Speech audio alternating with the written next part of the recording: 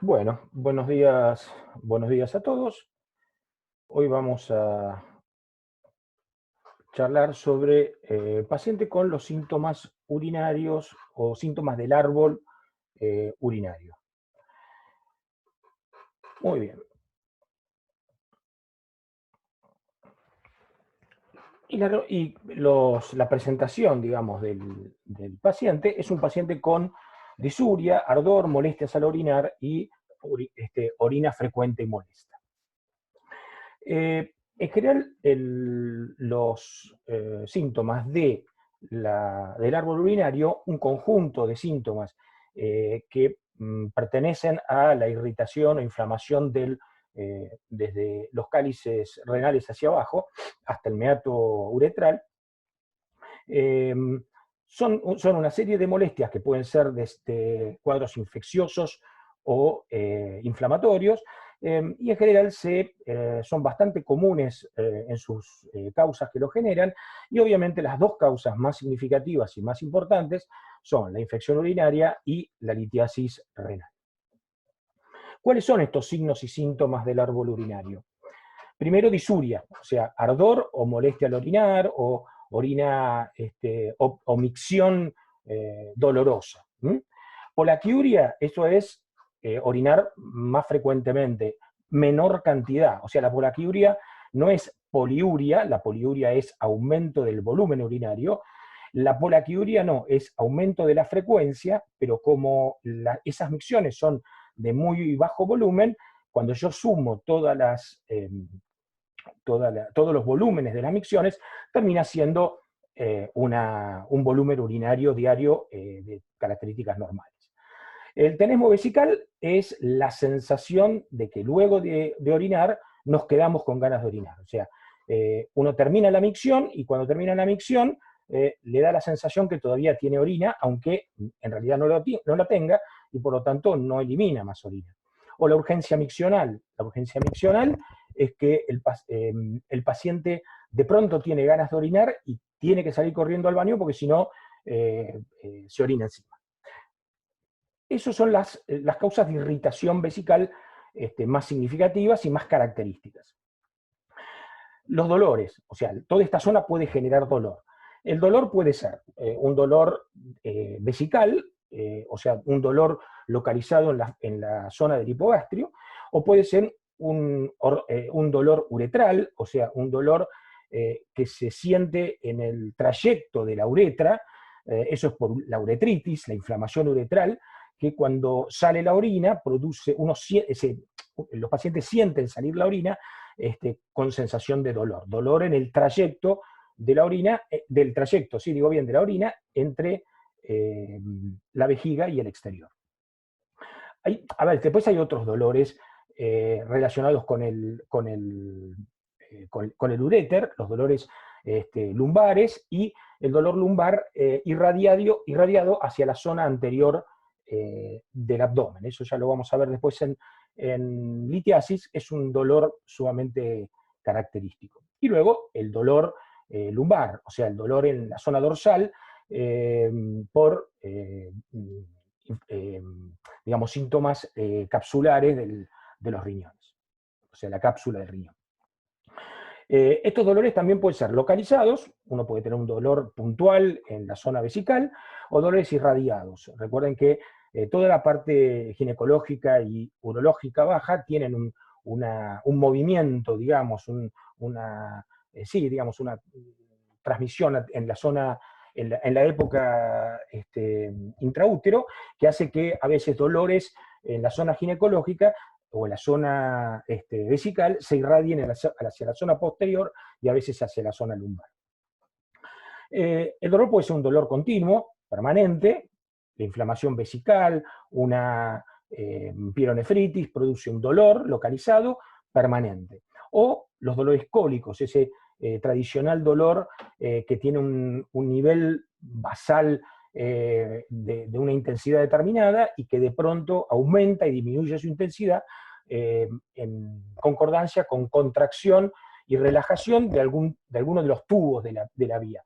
O sea, ya sea en el uréter, en la uretra, por contracciones de la vejiga también.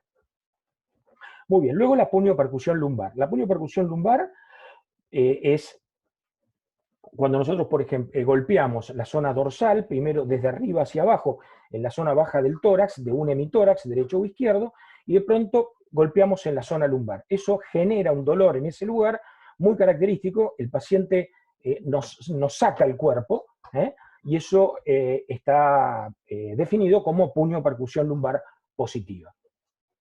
Lo otro que podemos ver o que los pacientes nos pueden contar son los cambios en la orina. La orina puede ser turbia. Recuerden que cualquier líquido turbio es que tiene más bacterias en su interior. Entonces la orina turbia, lo que quiere decir, perdón, bacterias, células de cualquier tipo, bacterias también, pero digamos, la orina turbia es porque tiene células en su interior que habitualmente no deben estar, ya sea glóbulos rojos, glóbulos blancos, piocitos, bacterias, lo que sea.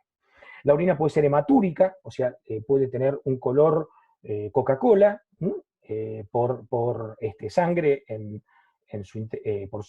sangre diluida en la orina, o una orina particularmente espumosa. Esto es fundamentalmente cuando hay proteínas en la orina, y eso genera una espuma que llama la atención, porque se genera en mucha cantidad y se mantiene mucho tiempo, o más tiempo de lo habitual en el tiempo, no desaparece. Y después, bueno, hay una serie de signos y síntomas generales, depende de la patología que el paciente tenga, relacionados con fiebre, decaimiento general, escalofríos, astenia, dolores articulares, o sea, signos y síntomas generales que participan fundamentalmente del cuadro de infección, o a veces algunos síntomas de tipo hemodinámico a veces en los cólicos renales. Muy bien, signos y síntomas.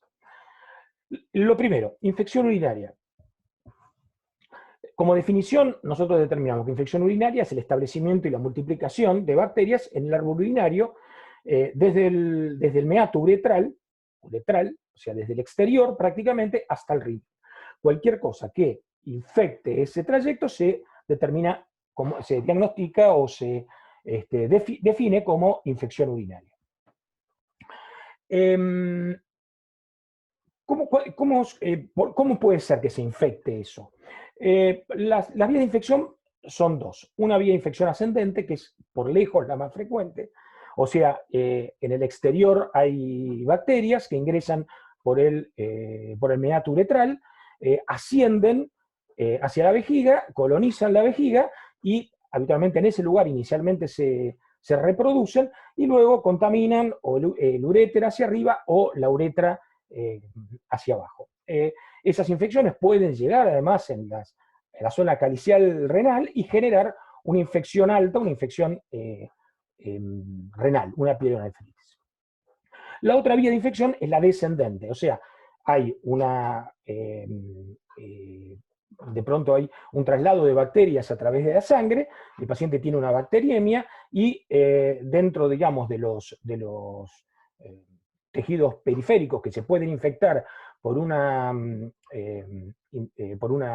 bacteriemia, puede ser los riñones o las vías urinarias. Entonces, son otro tipo de bacterias habitualmente que uno puede encontrar en un hemocultivo que infectan el riñón o las vías urinarias de esa forma, de forma descendente, de la sangre hacia los riñones.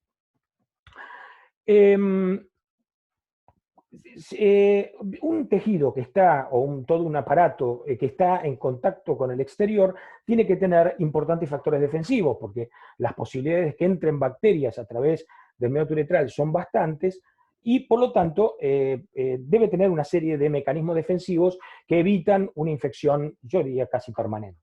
De este árbol urinario, los mecanismos de defensa más importantes son, primero, el flujo, o sea, el continuo movimiento de la orina desde el interior hacia el exterior, o sea, desde el riñón hacia abajo, por decirlo de alguna forma, hace que el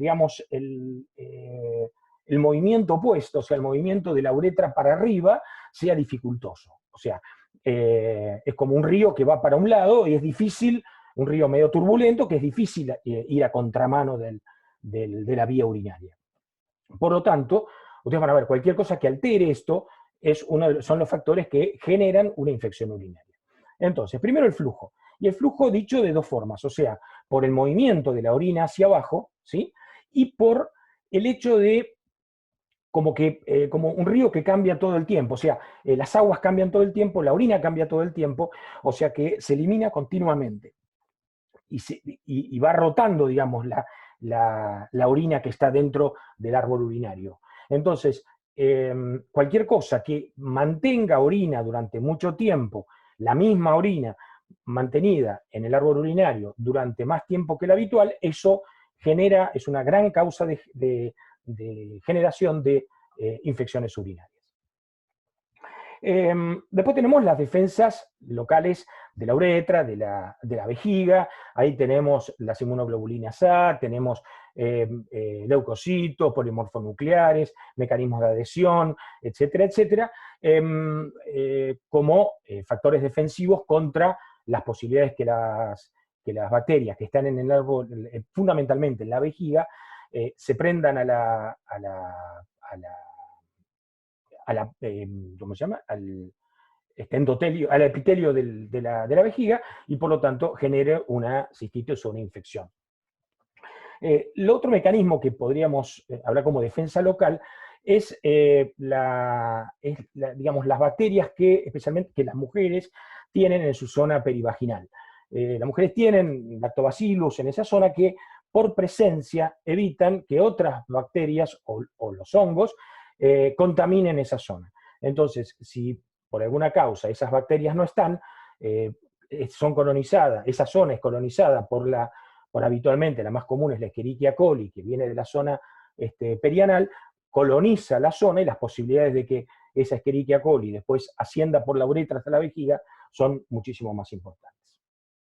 Y después la orina. La orina no es un medio muy amable para la reproducción de bacterias, especialmente por el pH ácido habitual de la orina, y porque habitualmente la orina es hiperosmolar, entonces la orina tiende a extraer líquido de las bacterias, el pH ácido no es lo más adecuado para su reproducción y por lo tanto una orina con un pH ácido y una osmolaridad importante son factores de defensa bastante importantes en la defensa de la vejiga. Y bueno, como dije, las bacterias perivaginales que ya lo expliqué antes. Muy bien. Entonces, así como tenemos una serie de mecanismos defensivos, tenemos una serie de factores que son pro-infección, que facilitan la infección. Entonces, lo primero es como dije, que la primera mecanismo defensivo es el flujo, entonces alteraciones del flujo generan, es un gran facilitador de infecciones urinarias. Alteraciones del flujo, por ejemplo, reflujo vésico-ureteral. Hay una alteración a nivel de la entrada del uréter en la vejiga, del esfínter a nivel ureteral, que hace que cuando la vejiga se contrae, en condiciones normales, cuando la vejiga se contrae, yo tengo ganas de orinar y por lo tanto abro el esfínter inferior y comienza la micción, en ese momento habitualmente los esfínteres del uréter se cierran. Si ese esfínter no se cierra correctamente, cuando aumenta la presión intravesical, por el mecanismo de la micción, va orina desde la vejiga hacia los uréteres y eso, bueno, alteración del flujo y transporte de una orina hacia arriba, es un facilitador de las infecciones. ¿Qué otra cosa puede alterar el flujo? Por ejemplo, síndromes prostáticos. Si yo tengo una próstata que está por debajo de la vejiga, rodeando la uretra, si la próstata aumenta de tamaño, se pone hipertrófica, digamos, dificulta el paso a través de la uretra en el espesor de esa próstata aumentada de tamaño, eso genera alteraciones del flujo y por lo tanto también facilitación de infección. La otra causa, por ejemplo, son los divertículos vesicales. O sea, el divertículo vesical hace que haya orina estancada dentro del divertículo, porque se contrae la vejiga, pero no el divertículo. Entonces, la orina queda en ese lugar y por lo tanto facilita infección y eso después del divertículo infectado se traslada al resto de la vejiga. Muy bien. Lo otro son las alteraciones de las defensas locales. O sea, habíamos dicho, bueno, los mecanismos de glóbulos blancos, los leucocitos, las inmunoglobulinas, etcétera, etcétera. Por supuesto, en un inmunodeprimido, en un HIV o en un diabético, esas defensas son claramente menores que en un paciente normal. Después acá yo puse sexo femenino, o sea, la mujer. La mujer tiene una serie de características que facilitan la infección urinaria, a tal punto que se dice que prácticamente la mitad de las mujeres en su vida van a tener una infección urinaria. ¿Cuáles son las causas? O sea, la primera es la uretra corta. O sea, las mujeres tienen una uretra muy cortita y por lo tanto, si las bacterias entran a esa uretra, tienen mayores posibilidades de llegar a la vejiga, que es el lugar donde habitualmente se produce la reproducción de las bacterias. El otro asunto son las relaciones sexuales. O sea, las mujeres por la irritación de la zona, en el momento de la relación sexual, facilita, si está contaminada o está colonizada la zona perivaginal con una bacteria que no sea un lactobacillus, un Escherichia coli, un proteus, lo que sea, ese contacto facilita la entrada de las bacterias a través de la uretra y por lo tanto su colonización de la vejiga. Por eso es de buena práctica decir a los pacientes, a las mujeres que han tenido más de una infección urinaria, que orinen después de la relación sexual, cosa que si hay alguna bacteria que haya subido a través de la uretra, se elimine en la micción posterior. Lo otro que tienen las mujeres es que, a ver, hay muchas mujeres que no orinan si no es en su baño o en un baño seguro o conocido. Entonces, hay mujeres que salen de su casa a la mañana y hasta el mediodía o a la tarde no orinan porque no tienen a disposición un baño limpio y cómodo. Eso produce una retención urinaria de varias horas. Las mujeres muchas veces aguantan las ganas hasta que pueden orinar cómodas. Entonces esas horas extra por ahí de unas bacterias que ingresaron a la vejiga, les da tiempo para reproducirse y colonizar la vejiga. Y la otra causa de las mujeres es la limpieza. Como dijimos, que los lactobacillus estén en la zona perivaginal es un mecanismo de defensa. Si hay mucha limpieza y hay mujeres que encima utilizan productos bacteriostáticos o detergentes o Pervinox o aún desinfectantes, eso barre las bacterias normales de la zona vaginal y de la zona exterior de la vagina y al no estar ellas permiten que la Escherichia coli, fundamentalmente de la zona perianal, avance hacia adelante y colonice la zona periuretral. Muy bien. Después ahí pusimos sonda vesical. Toda instrumentación, digamos, de la vejiga es un gran productor de infecciones urinarias. Una sonda colocada con poca asepsia o que que la sonda esté colocada facilita enormemente las infecciones, porque no solamente a través de dentro de la sonda, en la cual hay una estasis, digamos, de orina dentro de la vejiga, sino que además alrededor de la sonda, digamos, la uretra funciona para detener las bacterias si está vacía y tiene capacidad de cerrarse. La sonda mantiene la uretra permanentemente abierta y facilita la entrada de las bacterias a la vejiga. Decimos alteraciones hormonales. Alteraciones hormonales, las mujeres posmenopáusicas tienen, por una serie de, digamos, de disminuciones del tono, digamos, del trofismo de la zona uretral y también vesical, hace que se faciliten las infecciones urinarias, que las tengas más frecuentes.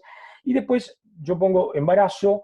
Embarazo es una parte hormonal. Recuerden que las hormonas en el embarazo hacen que todo el músculo liso del cuerpo esté un poco más relajado. Eso permite obviamente la relajación del útero, pero también el músculo ureteral, el músculo vesical y el músculo uretral también está un poquito más relajado y por lo tanto eso facilita las infecciones.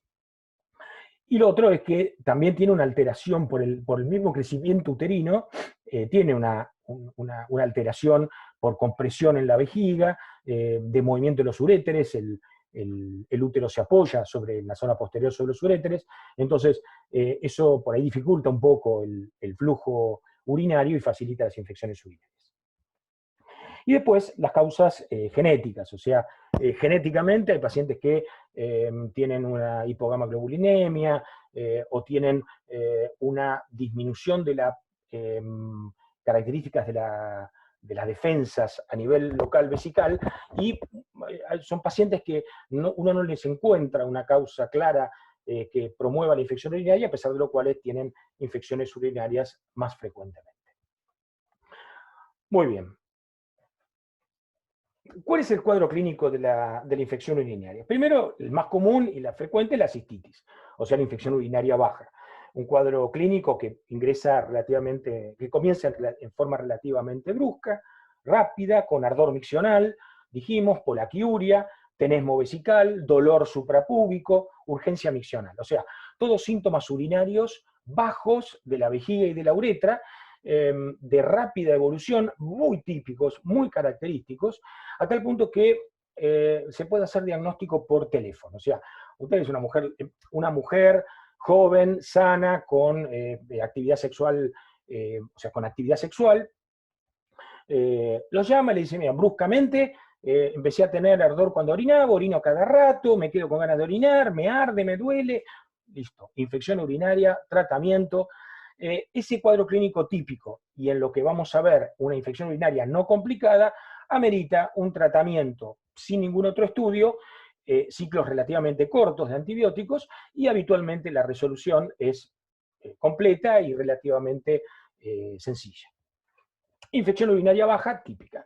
Y la infección urinaria alta, o sea, el cuadro clínico de infección urinaria alta, en la cual tengo una serie de síntomas, también urinarios bajos, ardor miccional, tenesmo, dolor fundamentalmente hipogastrio, más un cuadro clínico general, o sea, fiebre, escalofríos, cuadro clínico de bacteriemia, compromiso del estado general, o sea, un cuadro clínico más florido, un cuadro infeccioso sistémico más florido, con dolor lumbar, dolores en la zona posterior, puño percusión lumbar positiva, o sea, un cuadro clínico más los síntomas urinarios comunes, más un síntoma general de fiebre y bacteriemia más significativo, más dolor lumbar, con puño percusión lumbar positiva habitualmente. Muy bien. Puede tener náuseas, puede tener vómitos, el dolor renal en la zona lumbar genera muchas veces ese malestar con vómitos y náuseas. Muy bien. Las dos, digamos, cuadros clínicos de infección tradicional. ¿Y cómo hago yo el diagnóstico? El diagnóstico se hace primero con el cuadro clínico. Como dije, una mujer que tiene un cuadro clínico sugestivo de infección urinaria baja, no complicada, prácticamente eso solo, y como les dije, por teléfono hace diagnóstico. Pero si yo tengo un cuadro clínico y quiero continuar el estudio, ¿qué hago? Hagan el análisis de orina. Hago un análisis que, como ven más abajo, sedimento urinario, urocultivo y antibiograma. ¿Cómo es el análisis de orina? Primero la toma de la muestra. Yo cuando tomo la muestra de orina tengo que asegurarme que lo que estoy cultivando es orina de la vejiga. Si yo tomo una orina en la primera parte de la micción, yo podría decir que en realidad lo que estoy cultivando es la uretra. O sea, cuando la orina empieza a bajar, se lleva en la primera parte de la micción las bacterias que están colonizando la uretra. Y entonces no estoy haciendo un cultivo de la vejiga, estoy haciendo un cultivo de la uretra. Lo otro es una adecuada limpieza. Nosotros los varones podemos orinar directamente en el frasquito sin que toque nada, pero las mujeres habitualmente no. Entonces, las mujeres habitualmente tocan la zona de los labios, la zona vaginal externa, y por lo tanto, por ahí yo, si no hago una buena limpieza o no tomo la orina correctamente, en realidad estoy haciendo un cultivo de la zona vaginal externa. Entonces, ¿cómo se toma la orina? Se dice, habitualmente la toma de la orina es a la mañana, simplemente porque hay una mayor concentración de bacterias, habitualmente a la noche se orina menos que durante el día. tanto el hombre como la mujer tienen que hacer una limpieza. El hombre tirar el prepucio para atrás, lavar bien el glande y luego orinar. En la mujer la limpieza tiene que ser más exhaustiva, con una limpieza bien, con agua y jabón, secar. Depende de las indicaciones, se pone un tampón vaginal, o sea, para tratar de evitar que algunas poco de secreción vaginal llegue a la zona externa y la orina, cuando se toma, se lleve esa secreción vaginal. Por lo tanto, lo ideal es limpieza, agua y jabón, lavar, secar, colocar un tampón o un algodón, o sea, una torunda, como se decía antes, una torunda de algodón en la zona vaginal, y después empezar a orinar, teniendo en cuenta que hay que recoger la segunda parte de la micción.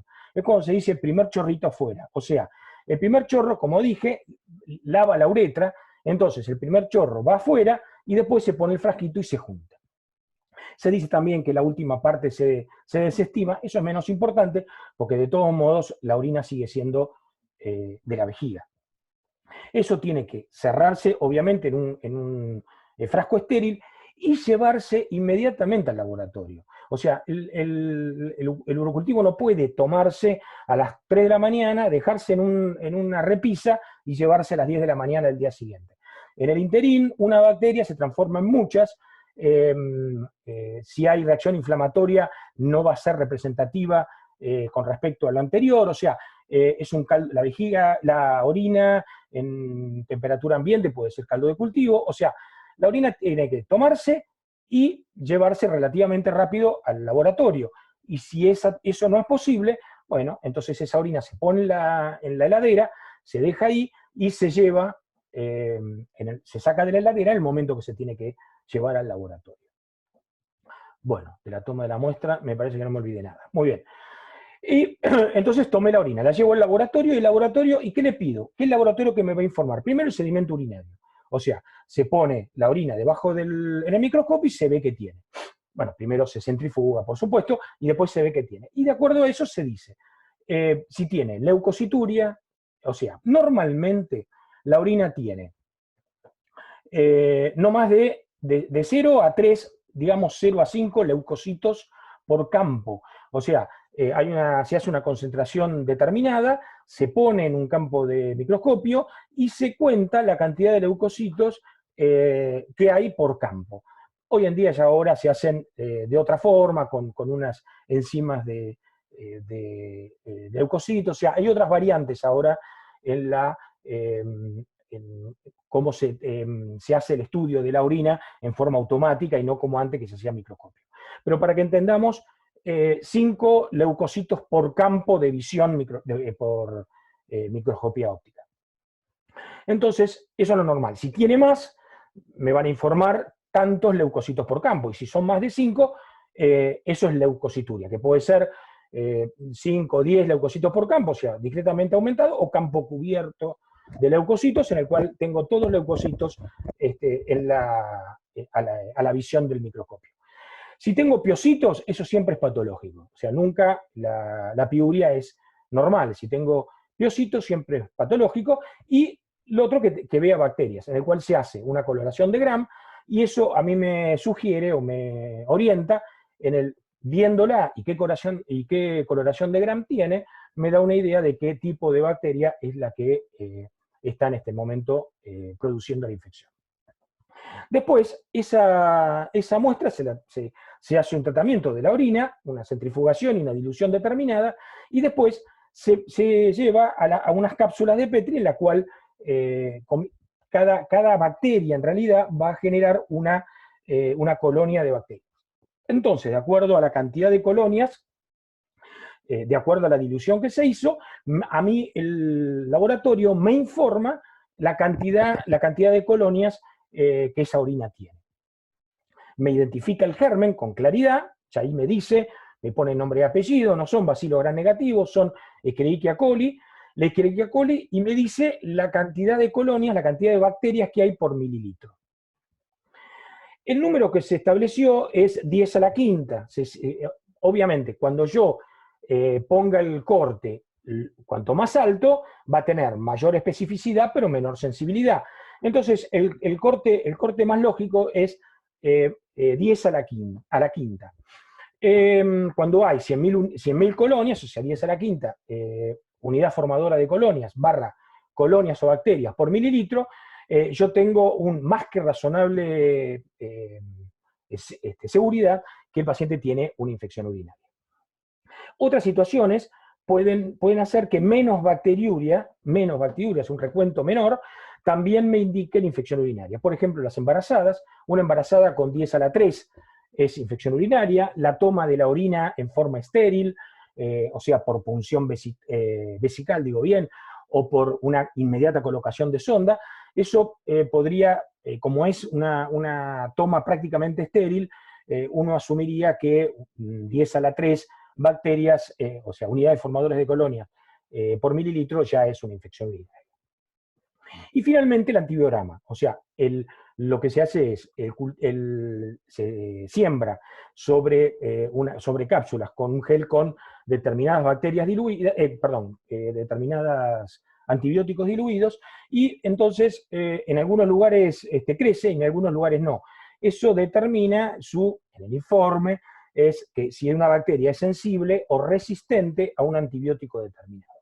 Recuerden que la sensibilidad es un dato de laboratorio, no es un dato de la vida real. Entonces ustedes pueden ver que hay pacientes que con un antibiótico determinado evolucionan muy bien, y a pesar que en el antibiograma les informa parcialmente resistente o resistente. Lo que pasa es que ahí están las defensas del huésped, el flujo y todo, y eso puede en definitiva, junto con que algo de todos modos el antibiótico funcione, hacer que la enfermedad se controle. Muy bien. ¿Y cómo se presenta clínicamente un paciente con infección urinaria? Hoy en día, cuando hacemos los pedidos de famoso chequeo y todo, siempre, doctor, ¿no me va a hacer la orina? ¿No es sangre y orina? Orina a orina completa. Muy bien. Orina sin cuadro clínico. En última, a veces uno tiene que discutir si hay que pedir orina a todo el mundo. De todos modos, se pide muy frecuentemente y de pronto vienen leucocitos, abundantes leucocitos, piocitos, y uno pide un cultivo y viene una infección urinaria prácticamente o absolutamente asintomática. Esos son habitualmente los pacientes de edad. Los pacientes muy añosos que tienen una alteración del estado de conciencia o de pronto se excitan y se desorientan y no queda muy claro qué es lo que le pasa, siempre hay que pedir una orina porque son pacientes con edad, no hacen mucha clínica, no hacen fiebre, no hacen nada, y el paciente tiene infección urinaria y esa es la causa de un cambio en el cuadro clínico de un paciente. Después tenemos la bacteriuria asintomática, o sea, un paciente tiene bacterias en orina, está asintomático, pero es una bacteria que se repite a través del tiempo. No tiene reacción inflamatoria o tiene muy poca. Ese es todo un cuadro que a veces hay pacientes que tienen colonización de la vejiga con una orina permanentemente con bacterias. Está discutido o no si eso tiene que tratarse. Lo vamos a ver después en medicina B, qué es lo que hacemos con eso.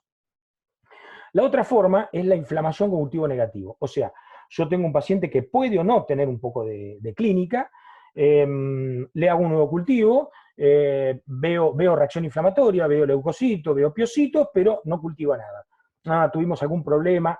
En general, una causa de eso es que el paciente recibió antibióticos antes de tomar la muestra, con lo cual uno va a ver reacción inflamatoria sin bacterias que no pueden crecer porque el paciente tomó un antibiótico previamente.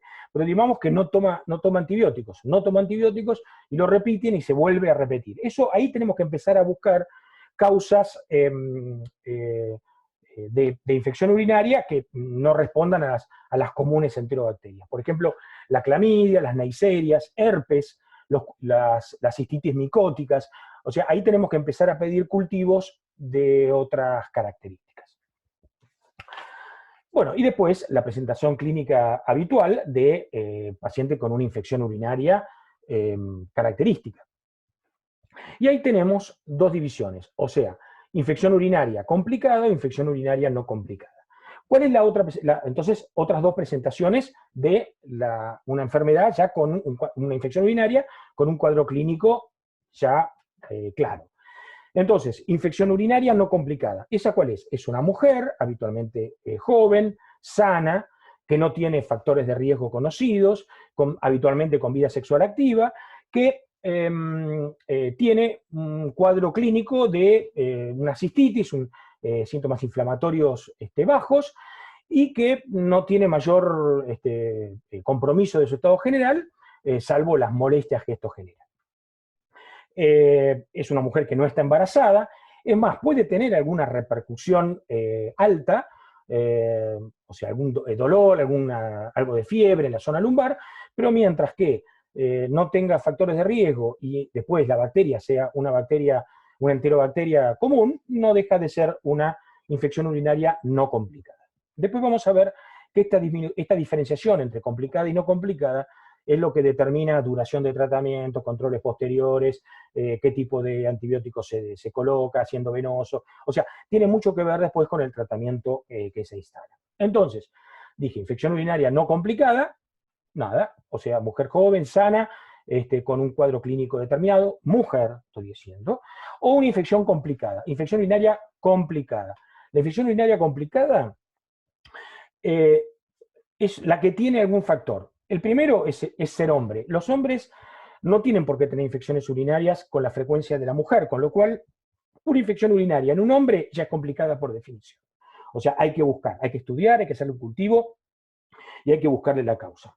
Los pacientes son añosos, mujer o hombre de más de 65 años, si se les colocó una sonda vesical, si tuvieron instrumentación, si tienen algún tipo de alteración del tracto urinario, esos factores predisponentes que dijimos al principio, si el paciente tiene alguna obstrucción, reflujo ureteral, si tiene alteraciones del tracto de tipo de defensa, si es un inmunodeprimido, si es un HIV, etcétera, etcétera, un diabético, una embarazada, una infección urinaria en una embarazada siempre es una infección urinaria complicada. Y lo otro es cuando la infección es intrahospitalaria. Cuando la infección es intrahospitalaria, habitualmente la bacteria es intrahospitalaria y es otra cosa. Es otras bacterias, otras defensas, otros antibióticos, otra respuesta, otra vía de administración. Siempre eso es una infección urinaria complicada. Y después tenemos la recurrencia, o sea, infecciones urinarias más frecuentes, y las dividimos en recaída. La recaída es la misma infección que se vuelve a presentar, habitualmente es un tratamiento mal hecho o un tratamiento que no alcanzó, se hace cuando se diagnostica infección urinaria recurrente por recaída, cuando vuelve a tener una infección urinaria de menos de 3 meses del anterior, pero con el mismo germen que tuvo una infección urinaria anterior. O sea, una infección urinaria que se repite antes de los 3 meses. Se repite con la misma bacteria. Eso es recaída. Y reinfección es cuando después de los 10 días de una infección, un cuadro clínico se basa de antibiótico, después de los 10 días el paciente tiene una nueva infección urinaria con una bacteria nueva. Esa es reinfección. También las recaídas y las reinfecciones tienen un par de cosas de estudios especiales para instalar un tratamiento especial. Esta diapositiva, estas características son lo que ustedes van a ver en Medicina B, como cada una de estas tiene un tratamiento y un enfoque completamente diferente. Y por eso se las doy de esta forma. Muy bien, infección urinaria. Como ven, traté de poner en las diapositivas, ordenarlos simplemente, ¿sí? Porque yo quiero que estas cosas las escuchen de mí y además las lean en el libro. Entonces, fíjense que el PowerPoint es más bien cortito y está hecho así a propósito. Bueno, vamos a tratar de hablar, antes que se nos termine el tiempo, de litiasis renal. La litiasis renal es, obviamente, presencia de cálculos en la vía urinaria. Con o sin cólicos. O sea, la litiasis renal es tener cálculos, que pueden ser sintomáticos o no. ¿Por qué se generan los cálculos? Fisiopatológicamente, la orina es una solución sobresaturada. O sea, que habitualmente la orina tiene una cantidad de solutos con una saturación por encima del grado de precipitación. O sea, en general, la cantidad de solutos que tiene la orina, especialmente una orina concentrada, tiene una cantidad de solutos que está por encima de la generación de primero cristales y después cálculos. Normalmente debería precipitar los solutos, pero no precipitan. ¿Por qué? Porque tienen una serie de elementos que hacen que la orina sostenga un poco esa precipitación y se pueda eliminar sin precipitación de solutos. Entonces, primer componente fisiopatológico es que ya la orina tendría tendencia a formar cálculos. El segundo componente fisiopatológico es el cambio del pH. O sea, un pH ácido, no demasiado ácido, pero el componente normal del pH tiene un efecto estabilizador con respecto a los solutos. Algunos un poco más, algunos un poco menos. Pero en general, más o menos son estables. Cuando yo tengo cambios, especialmente cuando la orina se pone alcalina, hay algunas sales que precipitan con más facilidad, que están presentes muchas veces en la orina, precipitan con más facilidad y por lo tanto generan litiasis renal. Y luego, como dije, hay una serie de inhibidores de la precipitación de los solutos en la orina. Si hay un compromiso, una disminución de esos inhibidores, eso facilita la producción de cálculos. Presentación clínica. ¿Cómo se presenta? ¿Cuál es la presentación clínica de una litiasis renal? La primera y muy frecuente es la sintomática. O sea, al paciente se le hace una ecografía por, qué sé yo, porque tuvo dolor abdominal, no sea cosa que tenga litiasis vesicular, le hacen la ecografía y dice, uy, mira, tiene cálculos en los riñones. Entonces, se hace diagnóstico, se presenta el cuadro de litiasis renal con un paciente totalmente asintomático que como hallazgo en un estudio ecográfico se le encuentra litiasis renal. La otra es la otra forma clínica habitual, que es el cólico renal. El cólico renal es un cuadro clínico muy característico, con un dolor lumbar intenso, muy intenso, muy intenso, con de tipo, a ver, vaya la redundancia, con características cólicas, o sea, es un dolor permanente que cada tanto aumenta mucho, baja, se mantiene, aumenta mucho, baja. Todo el que ha tenido un cólico renal se acuerda, todo. Cólico renal, intenso dolor de características cólicas en la zona lumbar.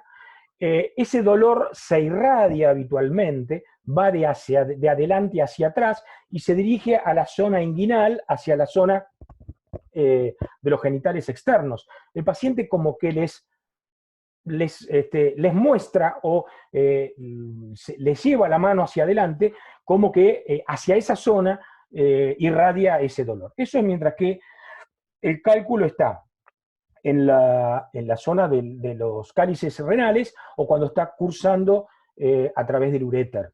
Cuando el cálculo llega al meato ureteral o cae en la vejiga, el paciente comienza a tener síntomas urinarios bajos, como de infección. O sea, ardor miccional, tenesmo vesical, polaquiuria. Eso es cuando el cálculo salió del uréter y llegó a la vejiga.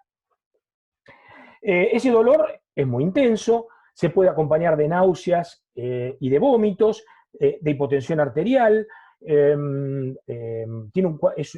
no tiene una posición de descanso, es un dolor permanente, que los pacientes están inquietos, no tienen un lugar, una posición que diga, bueno, acá me duele menos, se mueven continuamente. En definitiva, un cuadro clínico habitualmente muy violento, con un dolor intenso, que, bueno, a veces con algún analgésico puede mejorar, a veces meténdose el paciente a la bañadera con agua lo más caliente posible, también mejora, y hay un momento en el cual el cálculo cae dentro de la vejiga, por ahí no tiene muchos síntomas urinarios, ahí el dolor disminuye claramente, y en definitiva, muchas veces se elimina.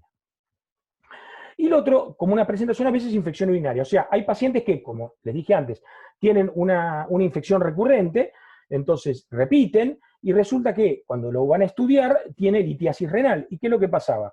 Que la bacteria colonizó el cálculo, y si la bacteria coloniza el cálculo, cuando le dan antibióticos, el paciente anda bien, le sacan los antibióticos, esas bacterias que estaban en el cálculo, el antibiótico no consiguió erradicarlo, las bacterias se vuelven a reproducir y otra vez vuelven a producir una infección urinaria. Entonces, dentro de ese estudio, le hacen una ecografía y le encuentran litiasis renal. Otra presentación clínica es a través de infecciones urinarias. Muy bien.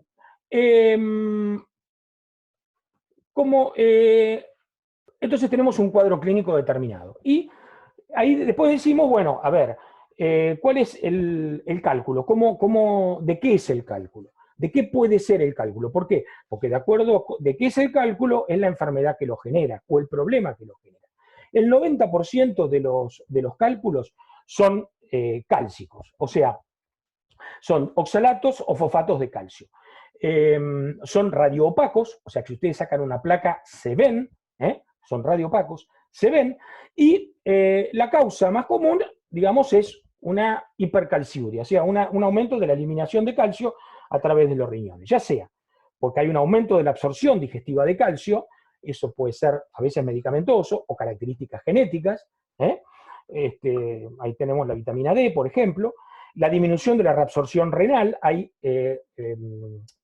alteraciones renales en la reabsorción renal de calcio, enfermedades tubulares, por lo tanto hay una mayor calciuria, y después el hiperparatiroidismo primario. Si yo tengo un hiperparatiroidismo, tengo una hipercalcemia, esa hipercalcemia aumenta la carga filtrada, se encuentra en el líquido de filtración, más cantidad de calcio, el riñón no consigue reabsorber todo lo que debe y por lo tanto el aumento de calcio en la concentración de calcio en la orina, el aumento de la concentración de calcio en la orina, al final determina la producción de cálculos.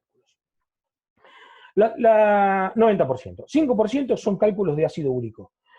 Habitualmente el paciente tiene una oricosuria, o sea, un aumento o una hiperuricosuria, o sea, un aumento del ácido úrico en orina. Eso puede ser, digamos, por la gota, o sea, un paciente que tiene por aumento de producción, no se sabe bien por qué, pero aumento de producción de ácido úrico y por lo tanto aumento de ácido úrico en orina. Y la otra causa también es cuando los pacientes están en tratamientos habitualmente oncológicos y tienen una gran muerte, una gran masa celular de muerte, o sea, un tratamiento de esa patología oncológica que genera una muerte celular muy extensa, toda la liberación de elementos previos a la formación del ácido úrico, la liberación de todas esas sustancias nucleares, hace que el paciente tenga un aumento de la uricemia, un aumento de la uricosuria y por lo tanto puede producir cálculos a tal punto que hay pacientes que con esos tratamientos se les da inhibidores de la formación de ácido úrico en forma preventiva. La tercera causa es la cistina. Digamos, una eliminación de cistina aumentada, esto es solamente genético, o sea, hay una hipercistinuria por antecedentes genéticos, el paciente a repetición genera cálculos de cistina durante toda su vida. Es una cosa poco frecuente, pero bastante molesta. Y después, los cálculos de citruvita. La citruvita es fosfato amónico magnésico. Eso no es muy frecuente tampoco, pero es algo que empezamos a ver más tarde, que en realidad este fosfato amónico magnésico está generado por un desdoblamiento de la urea que produce el Proteus. Entonces, los pacientes con infecciones urinarias intrahospitalarias, habitualmente intrahospitalarias, por sonda vesical o instrumentación, tienen una infección urinaria más bien crónica por Proteus, en definitiva después generan estruvita y después finalmente cálculos de estruvita. Muy bien. Entonces tenemos el cuadro clínico, el componente fisiopatológico, cómo se presentan y cómo, en definitiva, cómo se cambian o cómo se forman esos coágulos. ¿Cómo hago yo el diagnóstico de esta patología, de la litiasis renal? Bueno, primero con el cuadro clínico. Ya sé, como dijimos, infección urinaria, con un método de estudio, o asintomático porque le hizo una ecografía, un cólico renal típico, entonces el paciente se estudia y en definitiva se le hace diagnóstico. ¿Sirve el sedimento urinario? Sí, sirve mucho el sedimento urinario. ¿Por qué? Porque es muy poco probable que un paciente que tiene un cuadro abdominal determinado, ese cuadro sea un cólico renal si no tiene hematuria. O sea, prácticamente todos los cólicos renales, por el rodar del cálculo y la irritación o la lesión que genera el cálculo, prácticamente siempre tenemos hematuria, a tal punto que si alguien tiene un cuadro clínico, no tiene hematuria en el sedimento, yo estoy autorizado a replantear el diagnóstico, digamos. Es poco probable que un paciente tenga un cólico renal si no tiene hematuria. ¿Sirve la placa de tórax? Dijimos que el 90% de los cálculos son de calcio y por lo tanto ellos son radiolúcidos, o sea, la placa a mí me permite ver dónde está el cálculo si lo sé buscar. ¿La ecografía sirve? Sí, sirve. ¿Por qué? Porque la ecografía frente a los cálculos los hace ver mucho, o sea, los magnifica. ¿Por qué? Porque la ecografía tiene lo que se llama sombra acústica, o sea, el cálculo puede ser muy chiquito, pero cuando las ondas llegan al cálculo, por detrás del cálculo hace como una sombra, lo cual magnifica la visión de ese cálculo. Y también la tomografía. Tanto la ecografía como la tomografía sirven para ver el cálculo y además para ver dilatación de la vía urinaria. O sea, si yo tengo un cálculo que está bajando por el uréter, a mí me ayuda mucho en el diagnóstico tener una dilatación de la vía urinaria que está antes de esa obstrucción. A tal punto que a veces lo único que uno encuentra es dilatación pielocalicial en un árbol urinario del mismo lugar que tiene dolor. No veo el cálculo, pero yo podría decir con bastante seguridad que hay un cálculo cursando por el uréter y por lo tanto está generando una dilatación por encima de él. La otra posibilidad, muchos pacientes eliminan el cálculo. Entonces, eliminan el cálculo, lo pueden encontrar, se levanta el cálculo, se guarda y se envía al laboratorio para su estudio. Con lo cual, además del diagnóstico de cólico renal, hacemos el diagnóstico de qué causa, de qué es, y por lo tanto se puede hacer un tratamiento. Cuando uno sabe de qué es el cálculo, a veces puede hacer un tratamiento determinado. Y después se dice el estudio metabólico, o sea, ¿qué pido yo como estudio de laboratorio para ver si yo puedo saber, en caso de que obviamente que no tengo el cálculo, de qué puede ser el cálculo y qué puedo hacer yo para que este paciente no vuelva a tener los cálculos, no vuelva a tener un cólico o tratar de impedir la nueva formación de cálculos. Primero le pido creatinina en sangre y orina, obviamente funcionamiento renal. Calcio en sangre y orina, obviamente calcemia y cuánto calcio está eliminando. Y cuando yo estudio el calcio, siempre estudio el fósforo.